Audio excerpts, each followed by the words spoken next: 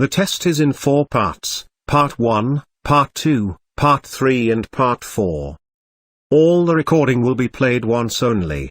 At the end of the test you will be given 10 minutes to transfer your answer to an answer sheet. Now look at Part 1. Part 1.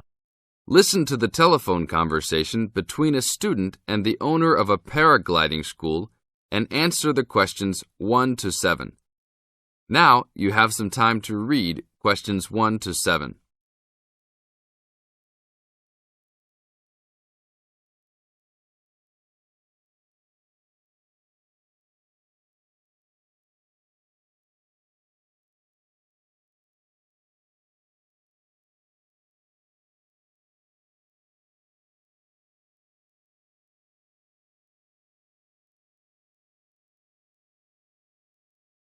Now, answer the questions 1 to 7.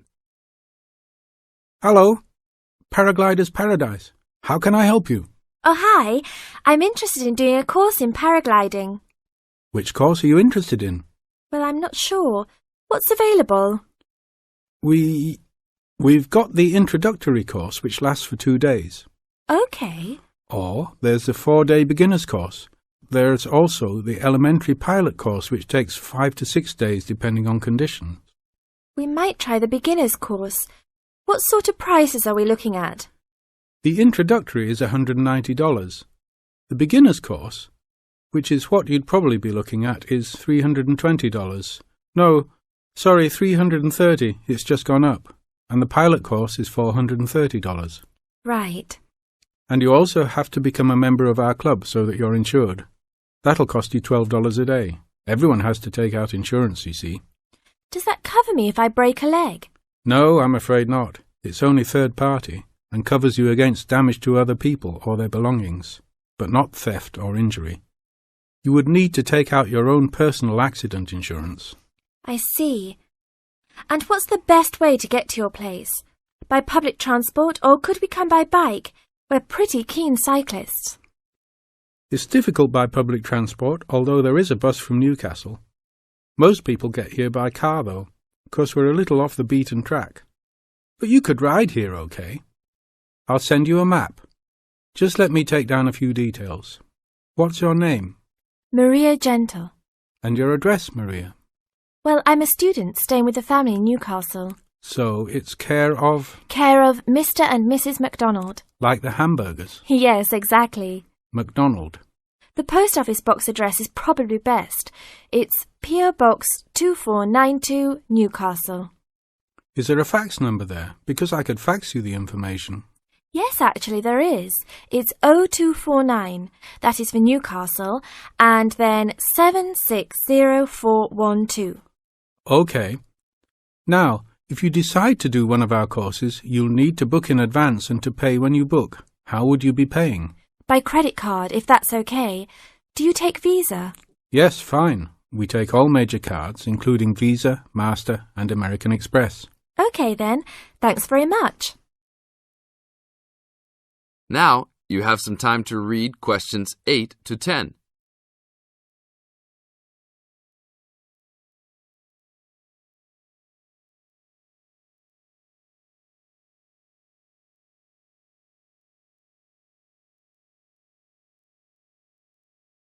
As the conversation continues, answer questions 8 to 10. Hi, Pauline. Hi, Maria. What's that you're reading? Just some information from a paragliding school. It looks really good fun. Do you fancy a go at paragliding? Sure. Do you have to buy lots of equipment and stuff? Not really. The school provides the equipment, but we'd have to take a few things along. Such as? Well, it says here, clothes wear stout boots, so no sneakers or sandals, I suppose. And clothes suitable for an active day in the hills, preferably a long-sleeve t-shirt. That's probably in case you land in the stinging nettles. It also says we should bring a packed lunch. We do not recommend soft drinks or flasks of coffee. Water is really the best thing to drink. We'd also need to bring suntan lotion and something to protect your head from the sun. Okay, that sounds reasonable. And where would we stay? Well, look, they seem to operate a campsite too. Because it says here that it's only $10 a day to pitch a tent. That'd be fine, wouldn't it? And that way we'd save quite a bit because even a cheap hotel would cost money. Or perhaps we could stay in a bed and breakfast nearby. It gives a couple of names here we could ring. I think I might prefer that. Hotels and youth hostels would all be miles away from the farm, and I don't fancy a caravan. No, I agree. But let's take a tent and pray for good weather. Okay, let's do it. What about next weekend? No, I can't. I'm going on a geography field trip. And then it's the weekend before exams, and I really need to study. Okay then. Let's make it the one after the exams. Fine. We'll need a break by then. Can you ring and...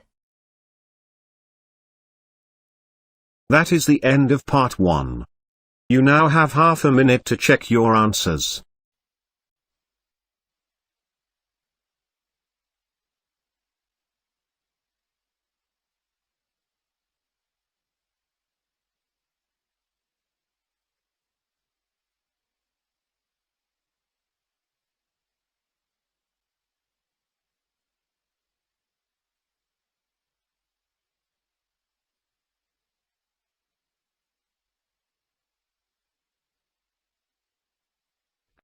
Now turns to part 2.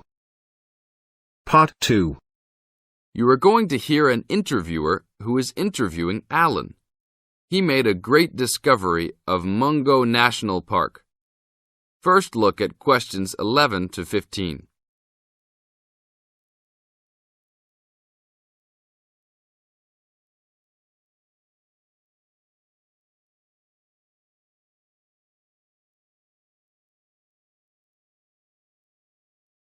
As you listen to the first part of the interview, answer questions 11 to 15.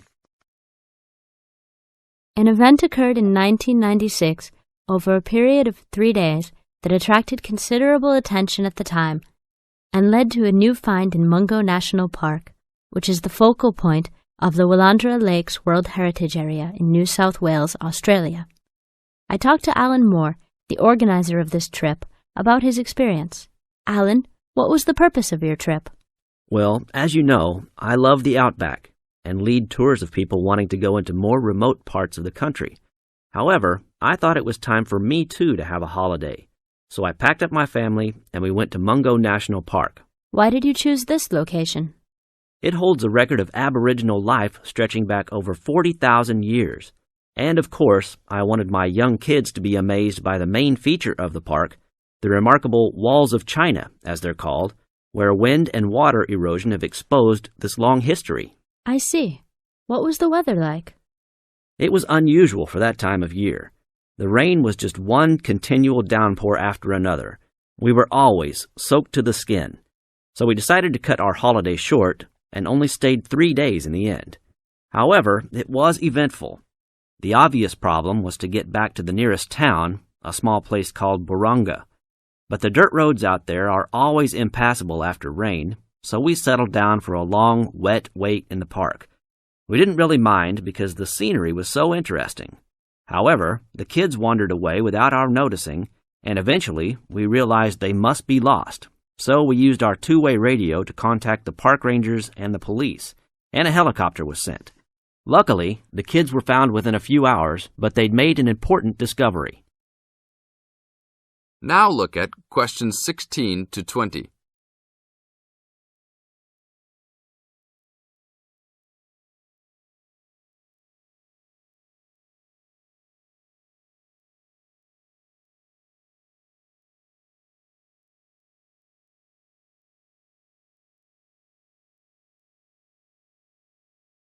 As the talk continues, answer questions 16 to 20. So, the trip was also eventful for another reason, wasn't it? Yes. They led us to some ancient Aboriginal art. The kids had taken shelter in a very small, low cave that was difficult to see from the outside. We were lucky to have another family camping in our location. When they heard us calling the kids, they immediately helped us search for them, and as the hours went by, they also provided us with much-needed support and encouragement. We really appreciated their help, and as we were already soaked through after looking for the kids for a couple of hours, they even made sure we had enough dry clothes to wear. The park ranger managed to get through to us to lead the search, and when the helicopter pilot notified us by two-way radio that he'd seen the children but was unable to land nearby, we were able to eventually find them very excited about what was in their little cave. And what did you think of their cave? Well, after squeezing in, I must say I was impressed, and managed to take a few photos of it before we left. There were many faint markings and dots on the wall. It was difficult to tell what they represented because they were so small, but people from the museum who have since visited there said the markings were similar to some other findings in the area, and later confirmed they were very old. Although it's now a protected site, the children like to call it their cave, and are allowed to visit it when a ranger can go with them. Thank you, Alan. If you go to Mungo National Park, you can see the entrance to the cave and some of Alan's photos at the ranger's station. Alan continues to lead tour groups in the outback, and if you want further information... That is the end of part 2. You now have half a minute to check your answers.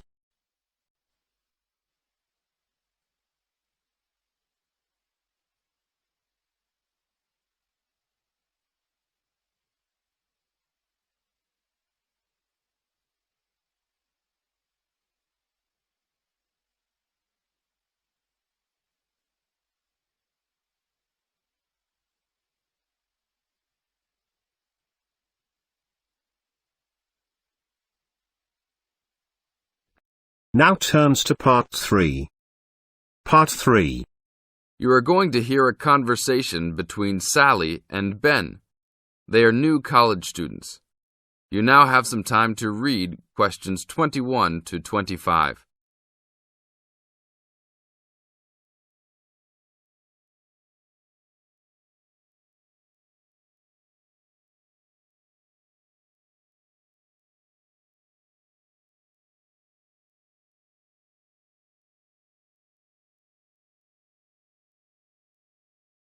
Now, listen to the first part of the conversation and answer questions 21 to 25.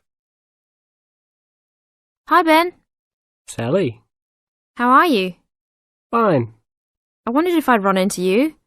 When did you get here? I only arrived last night, just in time.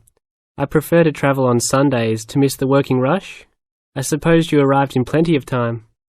Oh, I've been here for 4 days now, so it must have been Thursday that I arrived. I like to have a good chance to look around and settle in. I should have come earlier too. I'm hoping to get a part-time job. Well, you've no time today, I suppose. Do you still plan to be an architect? Yes, it's what I've always wanted to do. And you were planning to do economics, weren't you? Yes, I was, but now I've decided on psychology instead. How many textbooks do you have to get? I've been given this long list, and I'm sure they'll cost a fortune. See? That looks a lot. It's longer than my list. Well, it's 14 all told.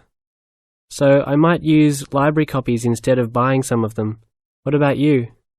I'll probably buy the whole lot of mine because I only have 5 on my list, although I'm sure there are many more I'll have to read. Luckily, we don't have to read them all straight away. Have you got your class timetable yet? It came with the book list. When do your lectures start? Tuesday. That's tomorrow. How about yours? Oh, I've got an extra day, the day after yours start. Now you have some time to read questions 26 to 30.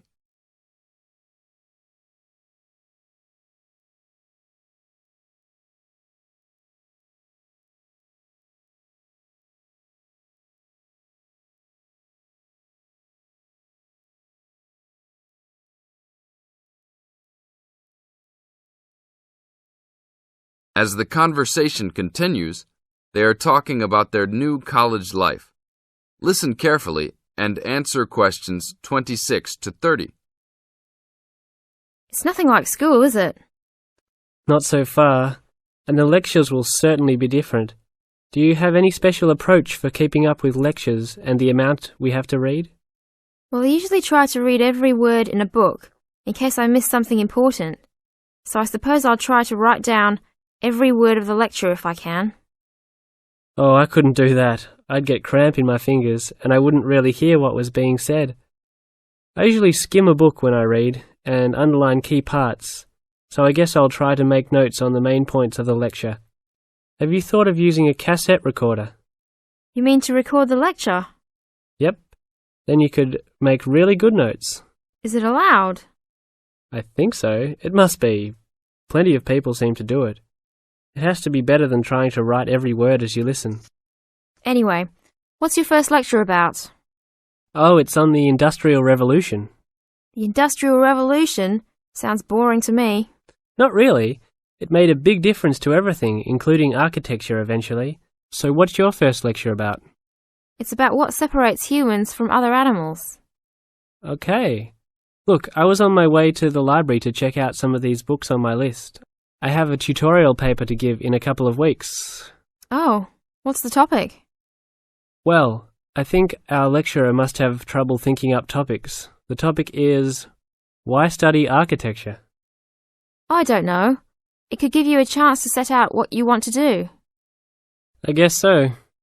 Have you been given any tutorials to do yet? Yes. Mine is called Needs for Sleep. Sounds almost as interesting as mine. That is the end of part 3. You now have half a minute to check your answers.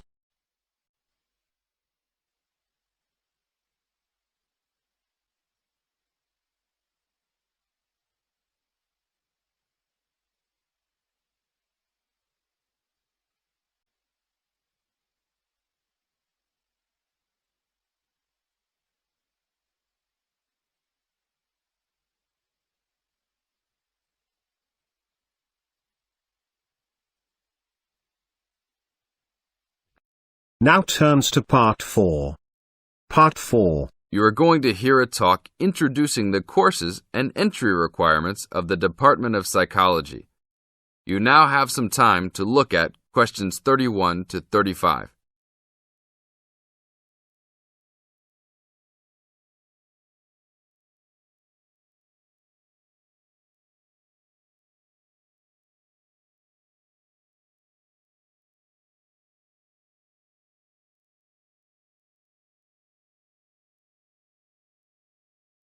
Now listen to the first part of the talk and answer questions 31 to 35. Good morning and welcome to the Department of Psychology's Information Day for new and intending students. I'm the head of the department and today we plan to give you a clear idea of the main courses we offer, their entry requirements, duration, and the types of jobs you might obtain after gaining these qualifications. During the course of the day, I hope you will take the opportunity to talk to staff and attend information sessions for particular courses that may interest you. Some of these courses are open to school leavers, but some have particular entry requirements, so it is important to note these. Firstly, the Certificate in Psychology is offered as a 6-month course for those wanting a general introduction to the subject for personal or work-related purposes. There are no specific entry requirements. At undergraduate diploma level, we provide a 1-year diploma in psychology course, designed for those already in employment, whose work and previous training is not in psychology. There are no particular entry requirements, and students in this course usually take it to help them progress into their careers. For a major in psychology, we offer a 3-year degree course called a Bachelor of Arts, after which students can go on to take other courses if they want to specialise in psychology. The only requirement for this course is the usual undergraduate admission to university. Now, for the more specialised courses in psychology, we offer a master's degree to be taken over 18 months. This can be by research or coursework, but entry to this programme is only through first gaining a degree in psychology. That means you must have a degree majoring in psychology. And lastly, for those wanting clinical qualifications at postgraduate level, we offer a diploma in clinical psychology over a 12-month period, usually called Clinical Psychology Diploma, for short. The minimum entry requirement for this programme is an appropriate honours degree. Now look at questions 36 to 40.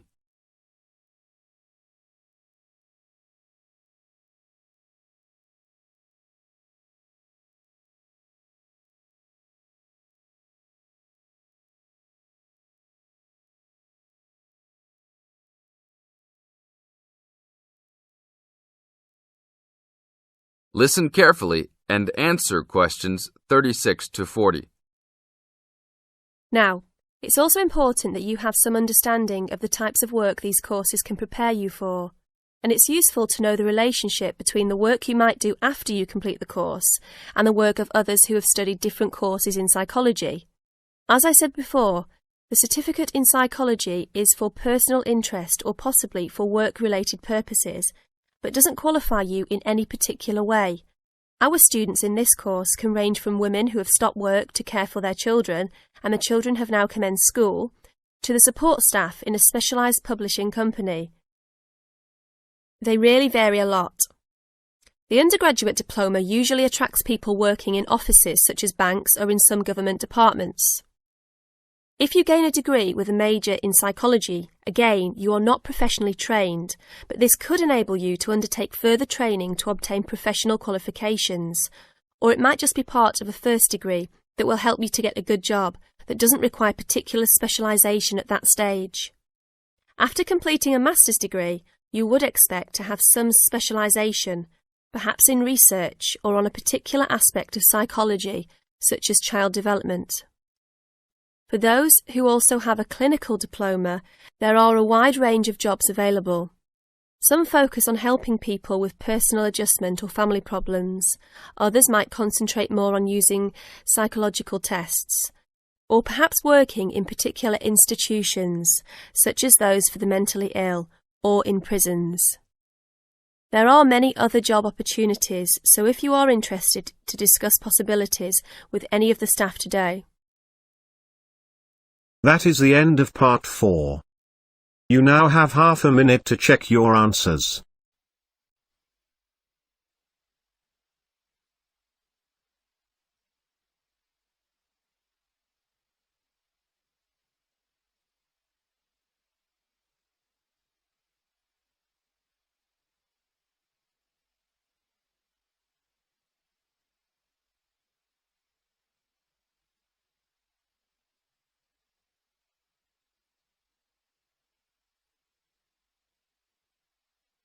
That is the end of the listening test. In the Ielts test you will now have 10 minutes to transfer your answer to an answer sheet.